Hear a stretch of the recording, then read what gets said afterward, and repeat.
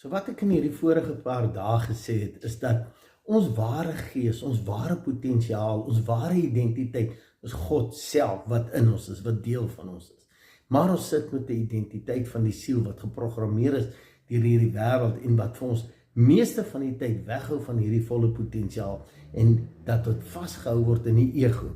En dis hoekom Jesus het ook op hierdie aarde sy hoofdoel wat hy gehad het op hierdie aarde was om vir die mens te kom wys, te kom teach en te kom demonstreer wat is ons volle potensiaal. Dis hoekom daar gesê het, al hierdie goed wat hy gedoen het, dis wonderwerke. Nee, dit behoort natuurlik te wees ons.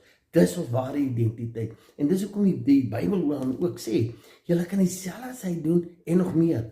Hy het hoeveel keer probeer verduidelik dat ek en jy, ons is een met hom, net soos ons een met God, want die volheid van daai Godheid, van daai potensiaal, woon voluit in ons. Ons kan